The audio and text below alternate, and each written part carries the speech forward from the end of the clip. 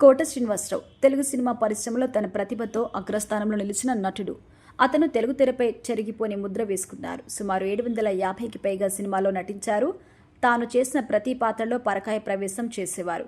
ప్రాణం ఖరీదు సినిమా ద్వారా ఇండస్ట్రీలోకి అడుగుపెట్టిన కోట శ్రీనివాసరావు ఆహనా పెళ్ళంట సినిమాతో గుర్తింపు కూడా తెచ్చుకున్నారు. అతను చేసిన లక్ష్మీపతి పాత్ర ప్రేక్షకుల్ని నవ్వించింది. అయితే అలాంటి నటుడికి ఒక సినిమా వల్ల ఎన్నో అవమానాలు వచ్చాయి.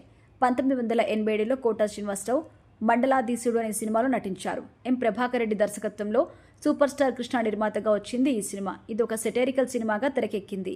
అయితే ఈ సినిమా నందమూరి తారక రామారావు గారిపై సెటైరికల్గా తీయబడిన సినిమాగా కోట శ్రీనివాసరావుకి ఈ చిత్రం పూర్తయ్యే వరకు తెలియదట. సినిమా రిలీజ్ తర్వాత బెజవాడలో టీడీపీ ఫ్యాన్స్ కోట శ్రీనివాసరావుని కొట్టి కొంతమంది ఇబ్బంది పెట్టారు. తర్వాత రాజమండ్రిలో ఒకసారి బాలకృష్ణ కనిపించినా అతను పలకరిస్తే వెంటనే ఆయన మొహంపై ఉమ్మేసి వెళ్లారంట. ఈ విషయం కోట శ్రీనివాసరావు స్వయంగా చెప్పారు. కానీ తర్వాత వీరి మధ్య విభేదాలు పోయి ఎన్నో సినిమాలో కలిసి నటించారు. మొత్తానికి ఎన్నో గొప్ప సినిమాలో నటించి గొప్ప నటుడిగా పేరు తెచ్చుకున్న కోట శ్రీనివాసరావుకి ఆ ఒక్క సినిమా మాత్రం లేనిపోని అవమానాలు తెచ్చిపెట్టింది.